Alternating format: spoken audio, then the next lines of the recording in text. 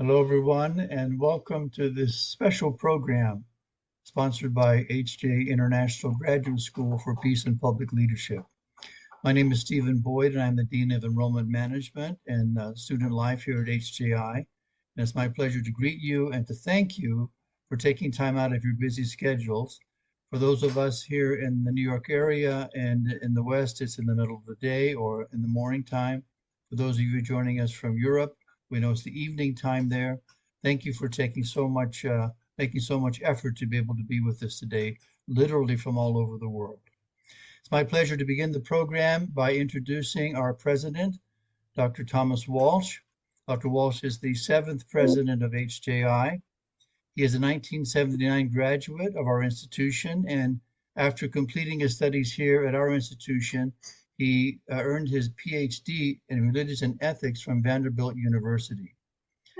Subsequently, he has taught at several colleges and universities before coming to HCI, where he's currently teaching a class here, 2 classes with our students. And as many of you know, Dr. Walsh is well known in our movement for the great work he did for many, many years in support of our co-founders, Reverend and Mrs. Moon, our true parents, and particularly in the establishment and in the leadership of the Universal Peace Federation International, where until recently he served as international chair. We've benefited greatly from Dr. Walsh's presence here at our institution, and he is our host tonight. So I'd like to welcome Dr. Thomas Walsh. Thank you very much indeed, Dean Stephen Boyd. Thank you for putting this program together along with Angelica Baczynski, and this indeed is a very special program. Dr. Ward spoke to me some weeks ago and reminded me of the 50th anniversary of the incarceration of many of our brothers and sisters in what was then known as Czechoslovakia, later the Czech Republic and Slovakia divided. And this was a momentous time in our world. Our VOC movement had been going, and two parents were so profoundly aware of the threat of communism, and yet strong believers, faithful believers of the vision of true parents and the Providence risked their lives. And we'll hear testimonies of these heroes of our movement, these Hall of Fame members from that historic time, in some ways a tragic time, but ultimately a victorious time. Because as father and mother have both said in their autobiographies, this laid a powerful foundation that ultimately contributed to the end of the Cold War era, the true parents' visit to Moscow and to Pyongyang, and really a transformation of Eastern Europe. So we're deeply indebted to them. They're models of faithfulness and steadfast attendance. We are happy to honor them at this time of this 50th anniversary of believers who were incarcerated for their life of faith. And HGI is particularly happy to welcome these 3 distinguished speakers, each of whom spent significant amounts of time in the most difficult situation of imprisonment in the area of the Soviet Union. So I'll introduce our speakers in a moment, but before I do that, it's my honor to introduce Dr. Thomas Ward. He is my immediate predecessor here at HJI. He has devoted his life not only to higher education, to graduate education in general, but as many of you know, he played a central role after having joined our movement in Europe in the early 70s and having been very much engaged with Marxism even at that earliest time and really changed dramatically, as I did, through encountering true parents. But he led the Causa movement for a decade and played an instrumental role in educating the world about the errors of Marxism, Leninism, and the desperate need for a counter to stop the advance of totalitarian systems. So Dr. Ward is the chair of our master program in peace studies and a great asset to the Providence of HJI. So, Dr. Ward, I'd like to ask you to give some opening remarks and provide some context on the speakers that we're about to hear from. Thank you very much, Dr. Walsh, for your kind words and observations, and thank you for all that you have done for so many years to invest for peace around the world, and a special thanks for the fact that nowadays we are so blessed to have you here at HJI that you can pass on all of the things that you have inherited from true parents and from true mother over the past decade or so, particularly really in advancing the cause of peace. And it's very wonderful to have here today Dr. and Mrs. Lyda and also Dr. Unhak. And we thank you very much. And we're humbled before you and knowing all the sacrifices that you made that are the foundation for all of us and for so much of what true parents were able to do in the communist world.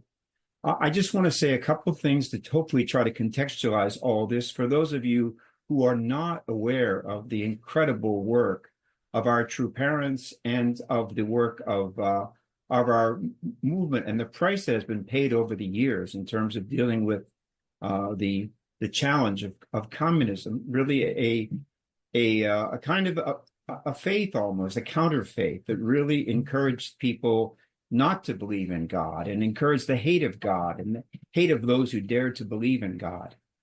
I'm reminded that shortly after the collapse of the Cold War, I visited with the New York Times because of an article that they had written there.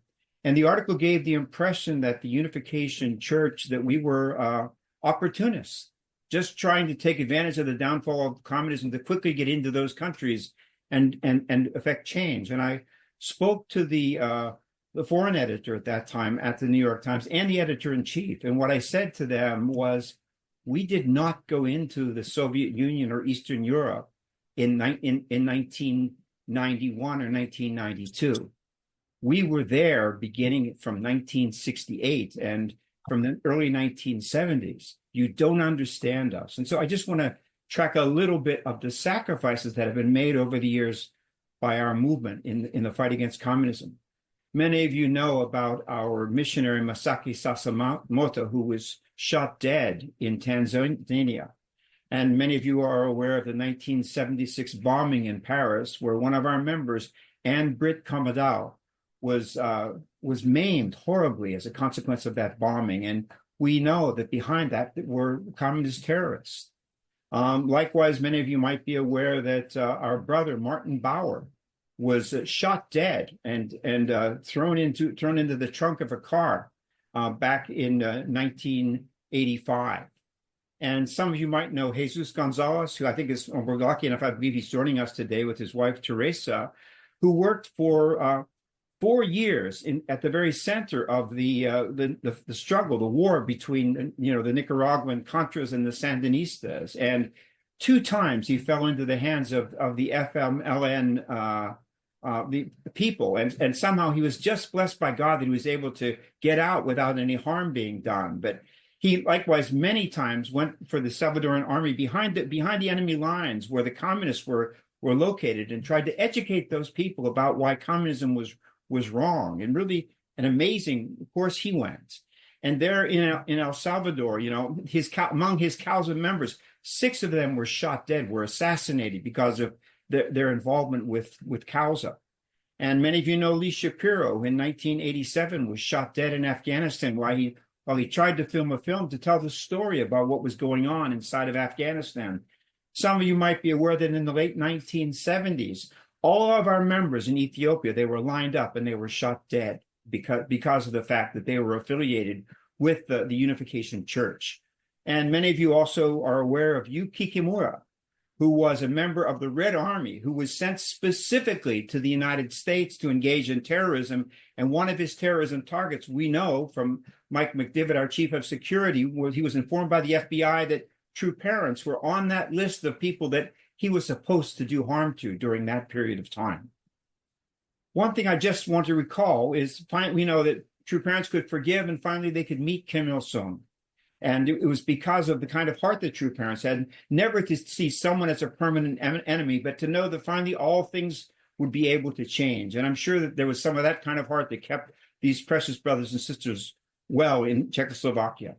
All those years, however, really, those of us who had a chance to be around true parents, they always were thinking about our missionaries in Eastern Europe and our brothers and sisters in Eastern Europe. And I still remember having the chance to meet with a number of them in the early 1980s when true parents brought them here to have a chance to engage with so many brothers and sisters in the West. And some of you are aware of Mission Butterfly, but I want to emphasize, and I learned that this week really more deeply, that this is even before Mission Butterfly. It was a period of time. There's a wonderful book called The Faith That Broke the Iron Curtain, telling the story of our Czechoslovakian brothers and sisters and the things that they went through in order to be able to go forward. And Prague 1968, there was all kinds of hope that socialism was going to be different in Czechoslovakia than elsewhere. And Alexander Dubček, who led Czechoslovakia at that time, offered a great hope to people. However, we know that in August of 1968, everything turned around. And what was called, Dubček spoke about socialism with a human face. And a French writer by the name of Bernard-Henri Lévy said, no, it's not socialism with a human face. Communism is barbarism with a human face. That's what it is in reality. And there was a profound change in attitudes towards communism during that period of time. And yet, amazingly, in October 1968, one of our sisters, can you imagine, just 2 months after the Soviets went in, she was an Austrian sister. She crossed the border and went into Czechoslovakia to begin to find those people that were prepared by God. And the people that are here talking to us today, it's not just the missionary, but every one of them, when they sat down and they listened to divine principle, at one point along the way, they surely felt this could get me into a lot of trouble. Doing what I'm doing, sitting in this room, hearing these lectures, this could get me into a lot of trouble. But they nevertheless made the determination and they went forward. This is Emily Sturble and this is Paul Werner sending them off. So we have so much that we're indebted to with these precious brothers and sisters, one of whom, as we know, Maria Zivnia, even gave her life in the midst of this, and each of them were willing to give their lives for the cause that they believed in. If you can get a hold of this book, The Faith That Broke the Iron Curtain, I would encourage you to read it. It's a remarkable story, and the people that we're going to hear from today are truly remarkable people. Thank you very much. Excellent, Dr. Ward. That's just a very moving and powerful and touching presentation that gives us indeed the context, both broadly in the reality of communism at that time and so many within our movement that suffered as a result. Before I introduce our speakers, I just want to briefly touch on a couple of quotes from our founders. The first is from our True Fathers volume, As a Peace-Loving Global Citizen. And he's talking generally about missionaries behind the Iron Curtain, but he says, it was as if the missionaries had gone into the lion's den. The number of missionaries going to communist countries, however, was growing. Then in 1973, there was a terrible incident in Czechoslovakia where 30 of our members were taken into custody. One member, Marie Zivna, lost her life while in prison at the young age of 24. She was the first martyr who died while conducting missionary activity in a communist country. And then from Mother of Peace, just another brief quote. And both of these. If you've not read either of these, I strongly encourage it. And there's sections on this period.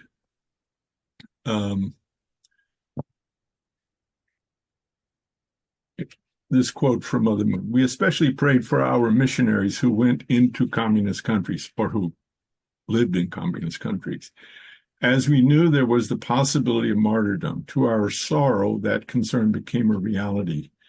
In these Iron Curtain countries, surveillance, deportation, shadowing, and terror were our missionaries' everyday experiences. In 1973, in Czechoslovakia, the police arrested, and this may be 74 being referred, the police arrested most of our core members.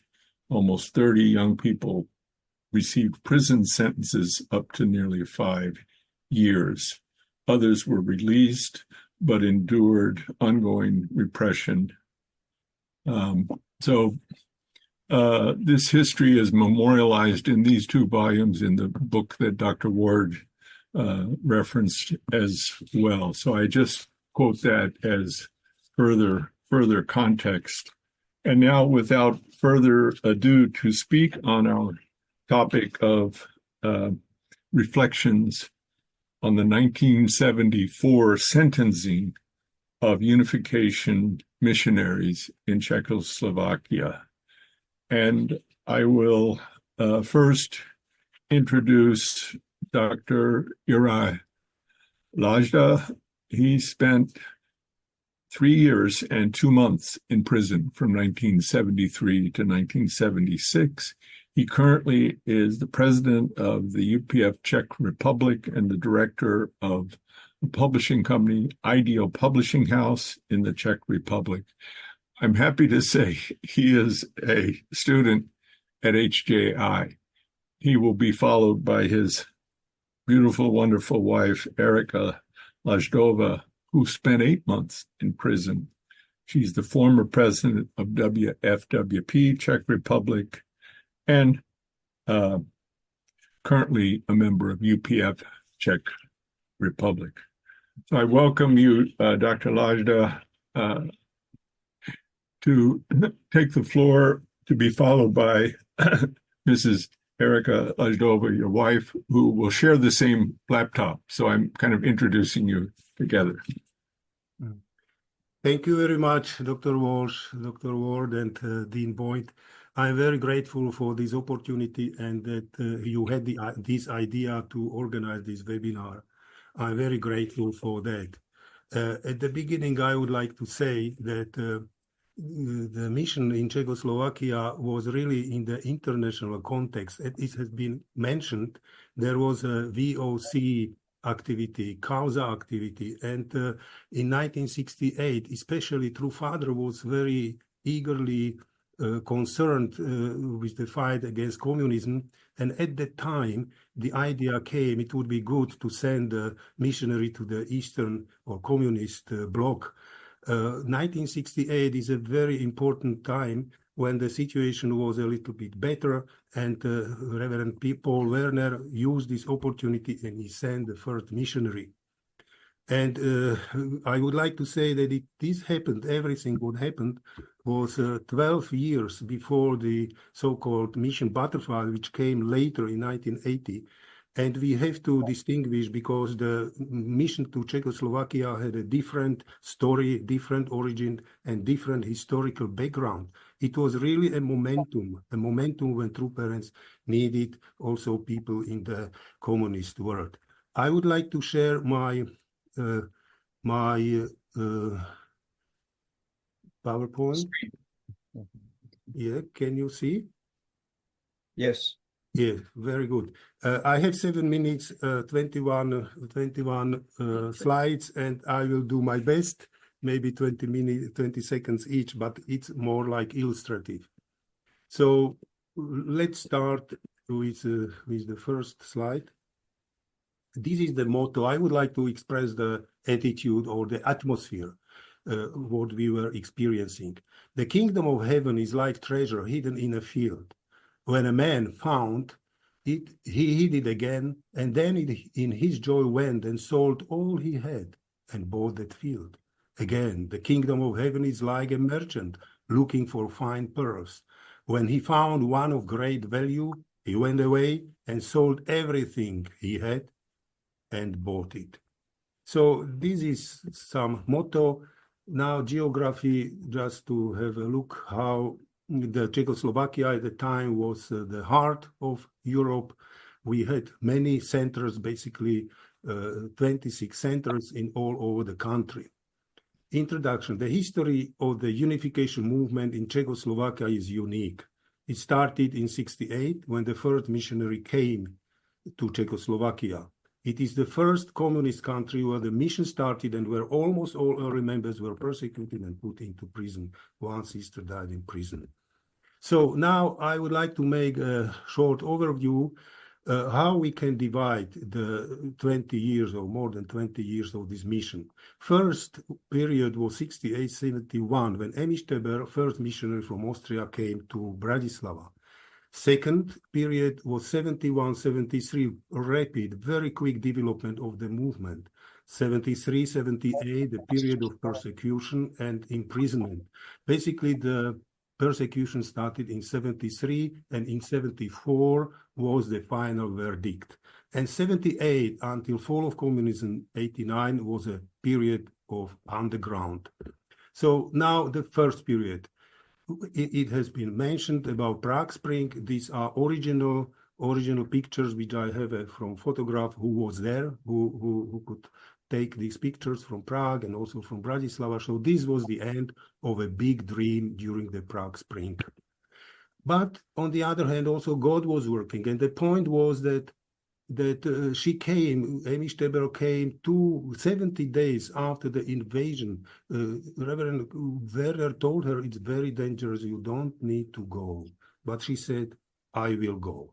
So this is incredible. I can say this incredible determination and heart.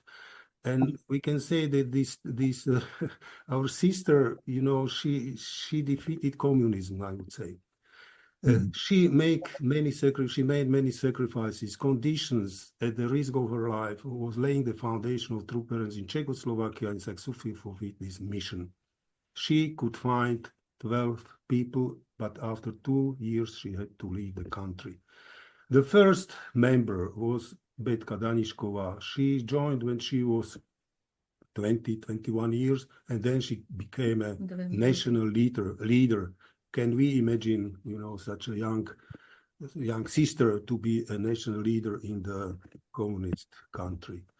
First members, we had some pictures of first members we could meet, and it was really a wonderful time.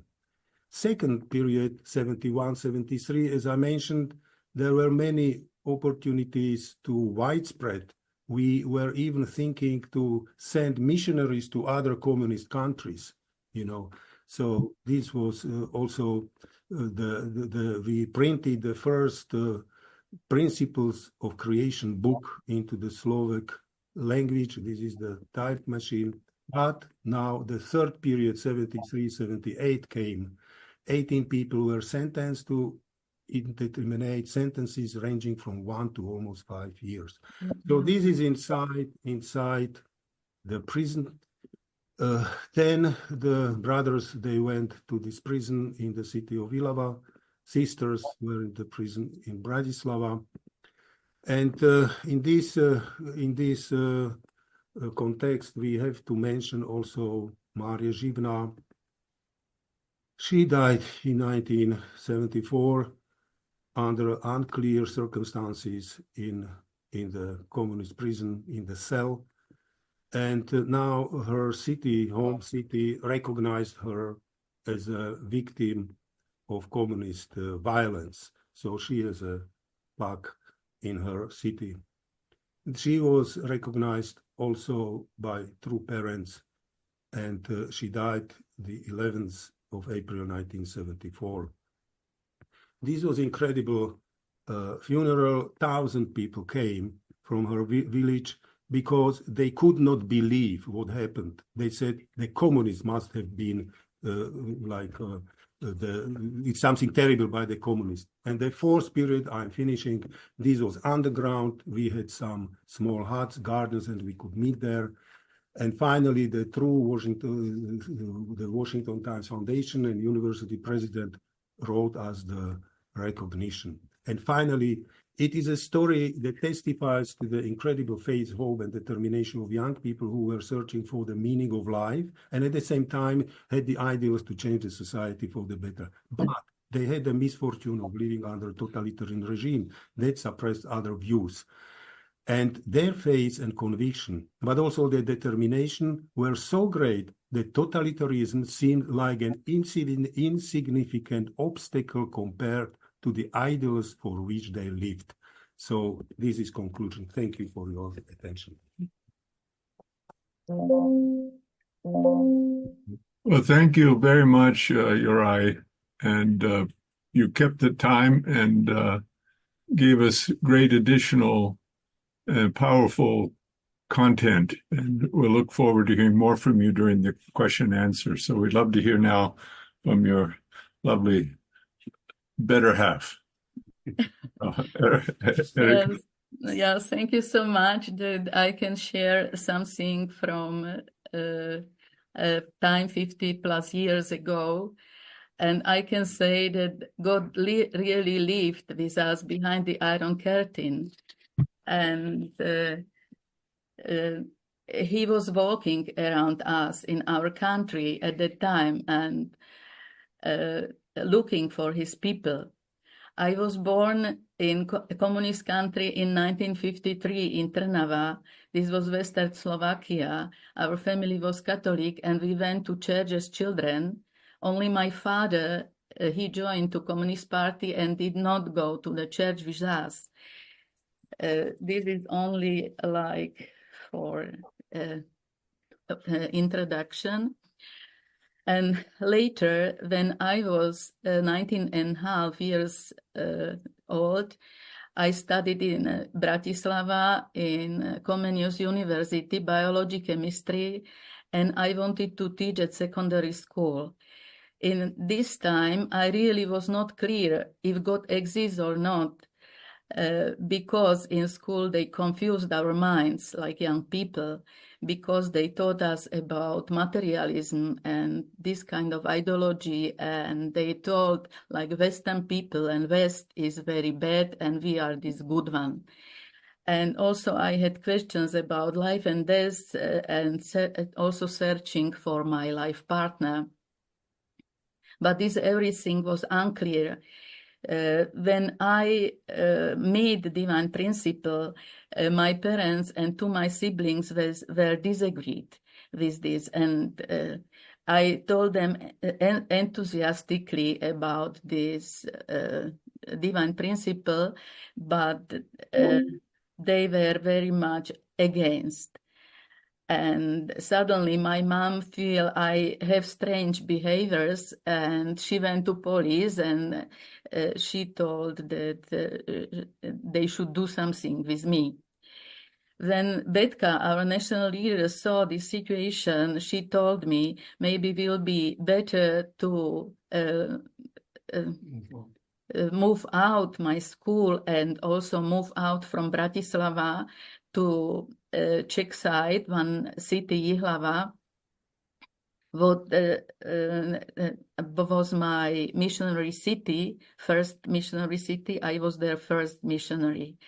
That's why I should give up my school, my family, and my situation, what I was, and I went like missionary to this city.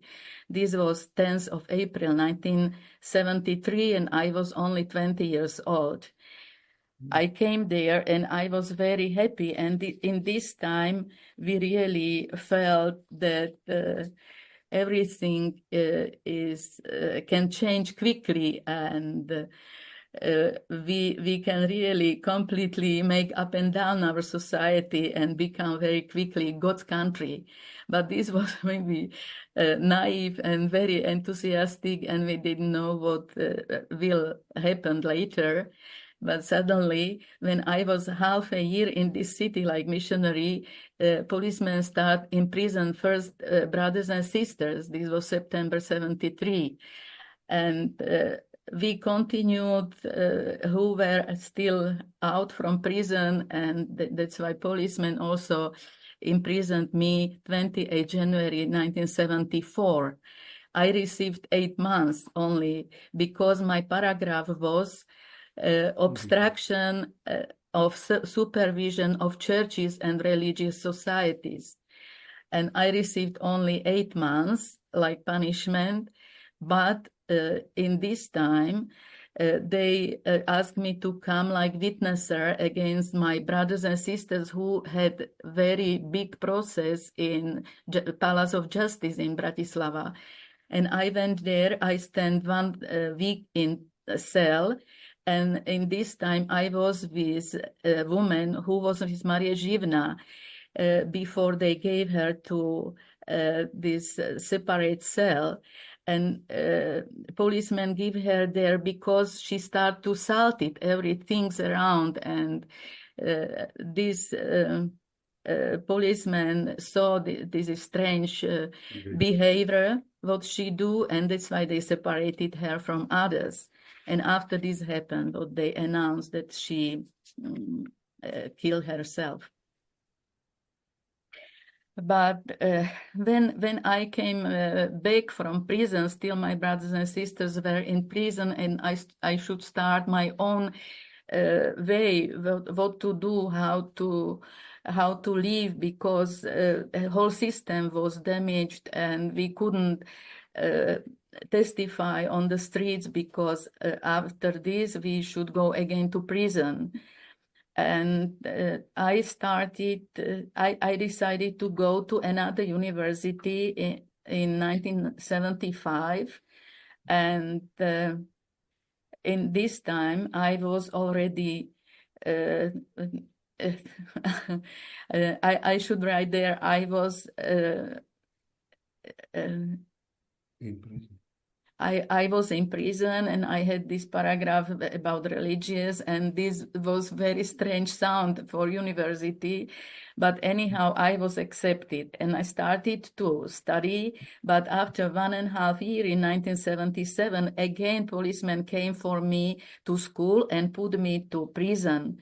In this prison, I had very special experience first night, because I start to speak with God, and oh God, you put me this, you give me this school, and this was already incomprehensible at the time for many reasons, but now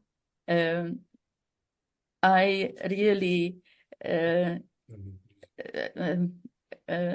maybe I should go out from prison and finish my school, or now is completely in your hands. The first apostles were freed by angel, but I didn't believe that this will be in my case also. But finally happened something very special, that the one prosecutor who put me to prison don't influence my classmates or people who can witness against me, that he released me. He told this is not no reason, and I can continue my study. And I continue my studies 3.5 years. I received my degree, and 3 days after this ceremony was my last judgment. And this was really like victory, that I could finish my school. And after many things happened, we received blessing and many miracles. But I can say that this is on our way to find the truth. We came to difficulties with law, and this was because of the situation in our country. I should say many things, but it's really limited time. That's why. Thank you so much for. Thank you, Mrs.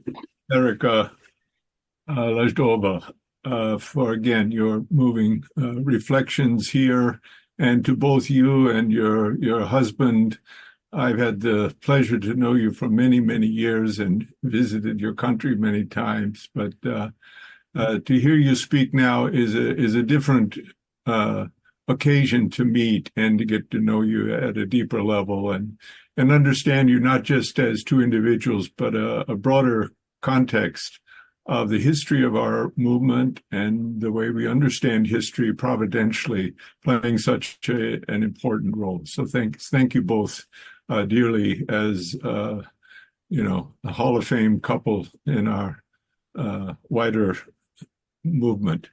But I now turn to our third and last speaker, Dr. Anton Unak.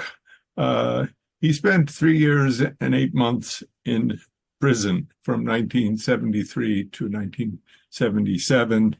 He is currently a global vice president, a representative of Sun Moon University, as well as a global consultant with the World Peace Road Foundation, member of the Czech Chamber of Commerce, and chairman of the Czech-Korean Committee. So another dear and great brother, please let us hear from you, Dr. Anton Unhak. Thank you very much. I am very grateful to talk and especially to you, Dr. Ward and Tomáš Walsh, that we could take a part this event. Already Dr. Laida mentioned many things about our movement. I would like to tell a few words about my feelings because I joined this movement in 1970, but before already I was elected in Prague Spring 1968 when I was 25 years old.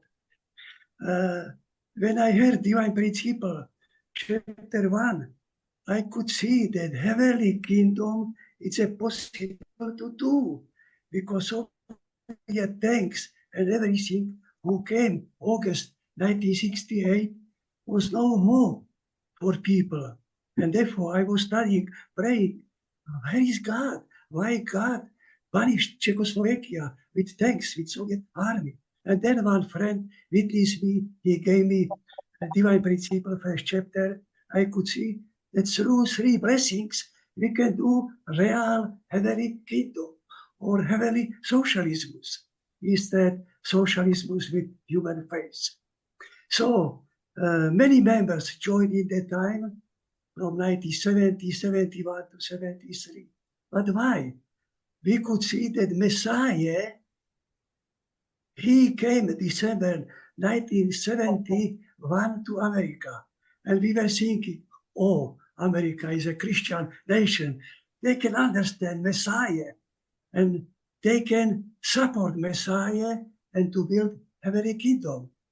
We were truly naive that we could not understand the God responsibility and human responsibility. Of course, true Father traveled across America giving speeches about Christianity, communism, and of course, leftist, KGB, Soviet Union recognized who is Reverend Moon, and of course our secret police also recognized who we are, and they started this persecution. And already Dr. Laita mentioned about these our centers, and especially we sent missionaries to East Europe. But what was very crucial for me, prison, then before court case, I was thinking what to do, how we can apply real faith to heavenly parents. Because we know that Jesus was crucified because of Peter denied him. I was praying in the prison and I had a dream that I should keep faith to national leader who was like Jesus. And I sent it also other sister a letter to court case. If we will punish, we will take punishment for us, for me. And we sent to and also proclaim physically in front of court case that we won't take rest and punishment for our reader. I could feel this was very good for Christianity because we could restore, deny Christianity and Jesus. So of course we received punishment, and I was 3 years and 8 months. But after prison, when we received Kavza book, one brother translated, and I did many lectures, like home university, many conferences, of course secretly, but nobody was worrying about this, that we can go once more to prison. It's true that even true parents bless us 1982, 3 couples who were in prison with one each other. And already we have 14 children, 3 couples, and more than 10 grandchildren. I like this face because we never see Messiah, but we love him, and we could establish and try to establish heavenly Czechoslovakia. So my time is going on. Of course, it's many things to tell about this, our prison and after prison. And even now, we are keeping faith. We are supporting True Mother to establish what we started. We started heavenly reality in Czechoslovakia. And now this is reality. We have order even from True Mother to establish heavenly Czech and heavenly Slovakia. I think it's a very great for us and for everybody in this very difficult time. But True Father said, even communists will finish. There'll come many other problems. And we need to wake up, and especially young people, and to do many things. Thank you very much. God bless you. Well, thank you, Anton. Wonderful presentation. Anyway, I think it can be said you put this in a kind of theological context. So I appreciate that. It's very important and very beautiful. At this point, Dean Boyd, Angelica, I'd like to bring back Dr. Lyda, Mrs. Lyda, and Dr. Ward, and just have a little bit of follow-up. Dr. Ward, any comments you want to make, having heard from these 3 panelists? Well, I just, I guess I can't even imagine what it was like the day that you were each arrested and you walked into that prison and had no idea what was ahead for you. It just is, if any of us, if we think about that very dark time, and really God, I'm sure, is so moved because you dared to walk that way. And also I think that you're triumphant, and there's nothing that can shake you, because you've seen the very worst and you survived. And we are all so blessed because of your sacrifice. Your example really is just outstanding. So thank you so much. Yeah, beautiful.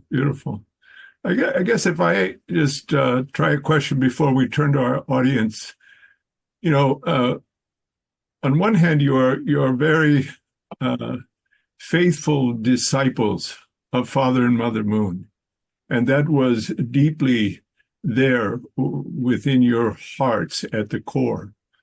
And yet, as one tries to unpack your experience and your thinking at that time, to what extent, in addition to being disciples and faithful, ready to give your lives, how did it enter in, I guess, 2 other aspects, like your sense of love of country, Czechoslovakia, and you felt you were also patriots who felt the country is going in the wrong direction.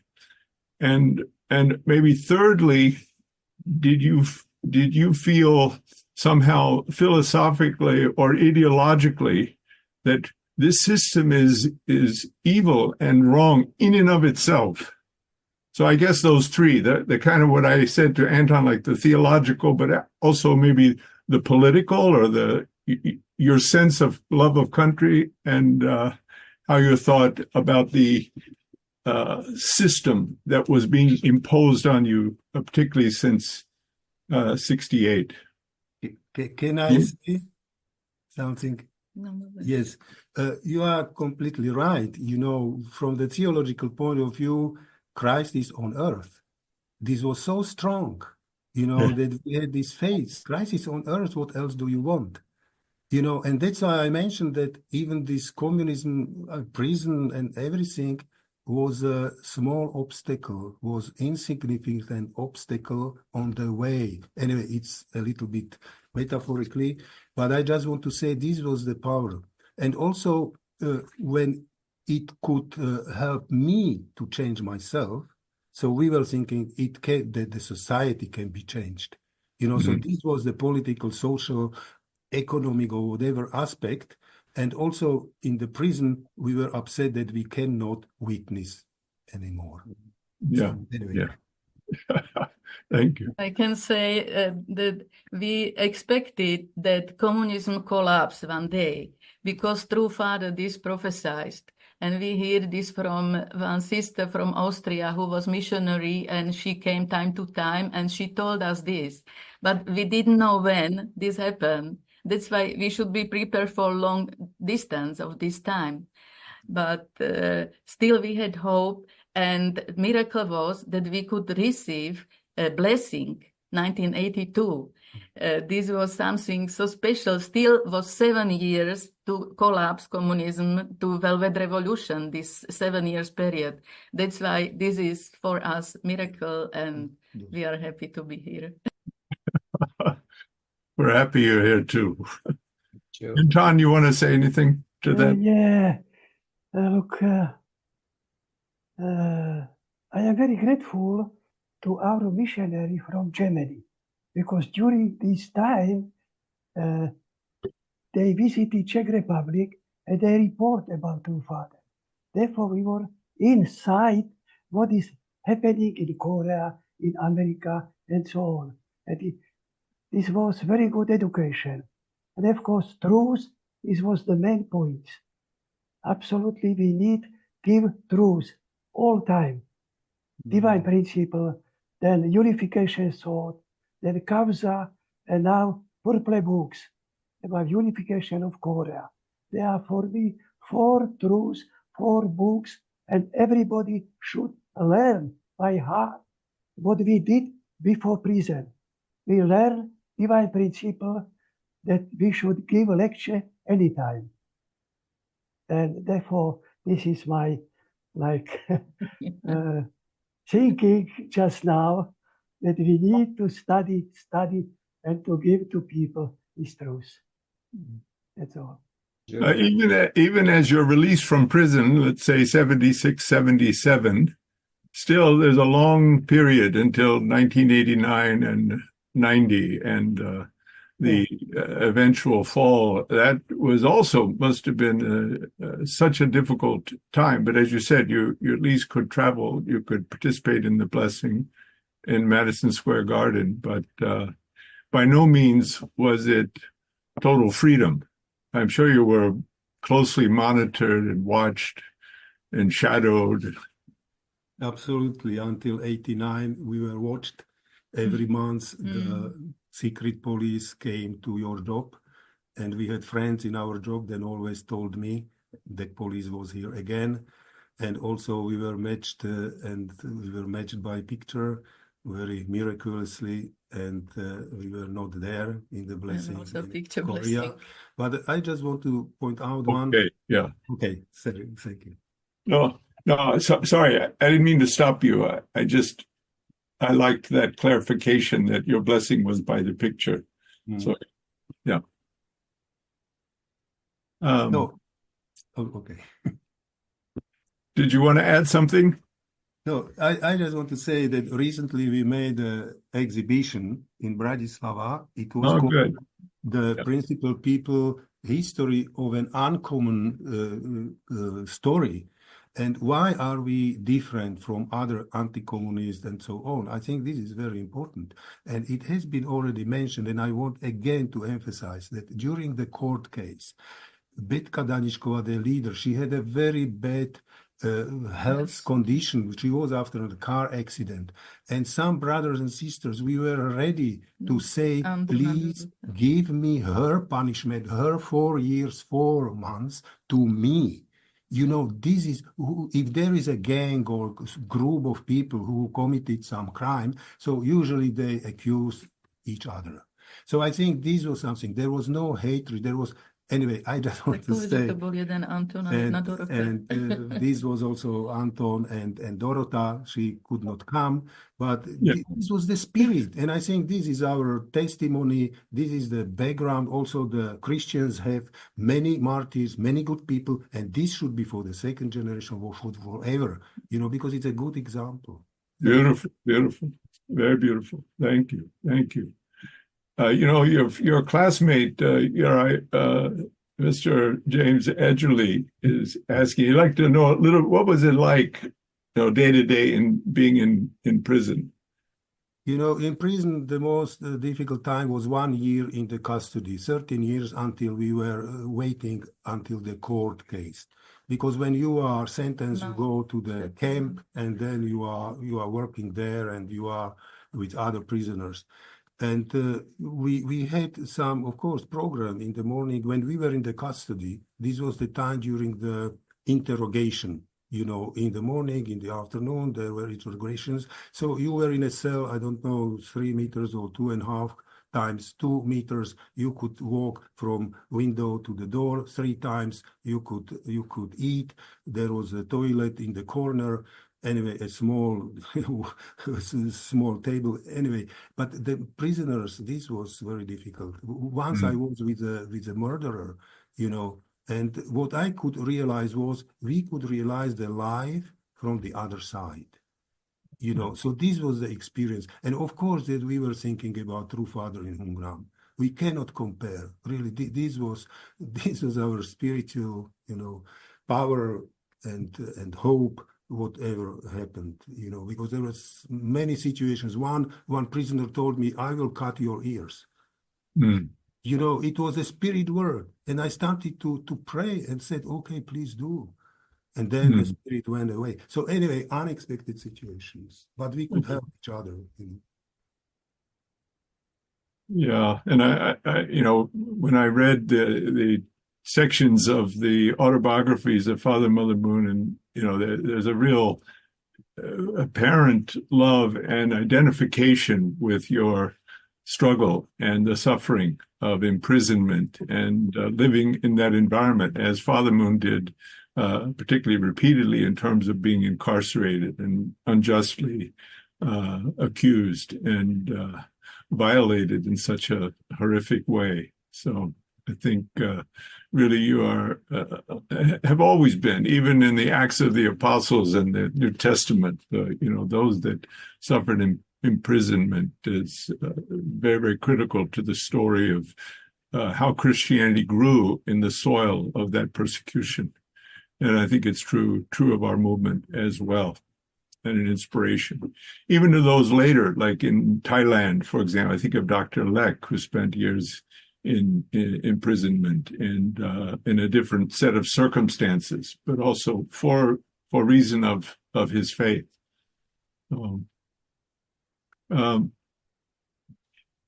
Then, Anton, anything you want to add? Maybe we can move a little bit. We're coming to the hour, so it could be time for Dr. Ward and our 3 panelists just to give some closing thoughts or comments. Just now? Sure. Okay. My closing words. My topic was to make world better. This is my message to young people, to think how we can improve daily life. This is number 1. Number second, also, we didn't talk that was not only one court case in Bratislava, but 6 small court cases in Czech Republic, in small cities. This is also very important. And yeah, to study and to make a better world. This is my message. Because when we have now democracy, 35 years will be now next month, people, they are not satisfied with democracy. We need to introduce very clearly Hedwig, Gadis, and to teach. We were thinking that from America, after fall of communism, will come this Hedwig. But came terrible, terrible democracy, and now in Czechoslovakia, East Europe, is more wars than in your countries, because our people have empty hearts. Therefore, absolutely, they need education with Godism to work every day, what True Mother said. Thank you very much once more. What an excellent closing comment. You're perfectly on target. I really appreciate that, Dr. Onak. Very, very true. Much of the same could be said for America. Thank you.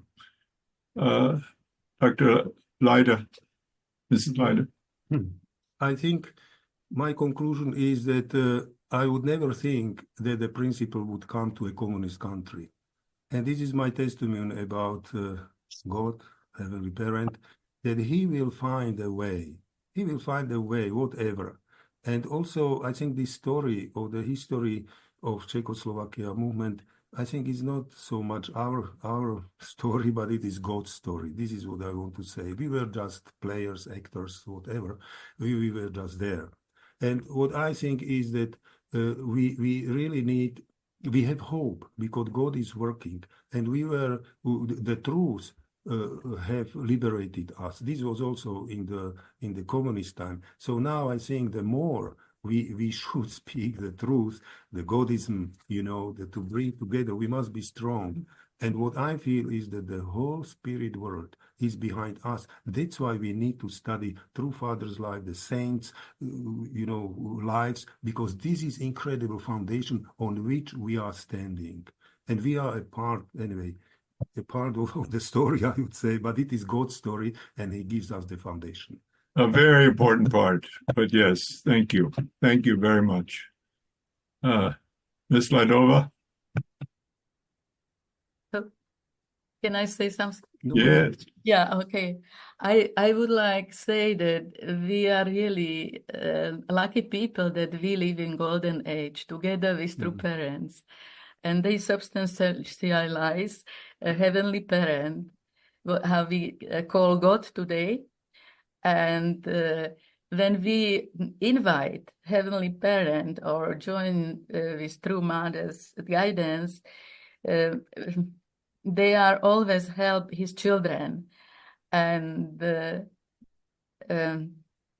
heavenly parent always is coming with special solutions if we are in difficulties, and whatever we go, only we should trust and faith that everything will be victorious, and we can demonstrate it through our life. Yeah, beautiful. Yeah, I'm so glad you could be with us today. I'm of course sorry that Dorota could not be with us. Please give her our love. But we're very grateful to have you with us today, Erica. Yeah, Dr. Ward, some closing thoughts. Thank you, Dr. Walsh. I think about towards the end of the communist era, before anything happened, before the Berlin Wall came down, before anything, Father said to those of us who were involved with Kausa, he said, no matter what we do, no matter what we do, communism is coming down. The conditions have been set and communism is coming down. So he said, we have to go quickly because people have to associate somehow the collapse of communism with our movement. I always think, communism means communism. I really think it opens a certain kind of a door a way through which finally, people can understand the importance of true parents' message vis-a-vis all these other things. So anyway, when I see you today, I think about Sodom and Gomorrah, that somehow, God needed just 10 people to somehow save Sodom and Gomorrah. And I think that the 19 of you or the 30 of you who somehow kept faith in the midst of that very, very challenging time, you really do represent the hope that Sodom and Gomorrah didn't have. And that's why I think Czechoslovakia shines so much and continues to shine like a bright light in Eastern Europe. And I think about David also when I see all of you, and before David faced Goliath, he first of all killed a bear and he killed a lion.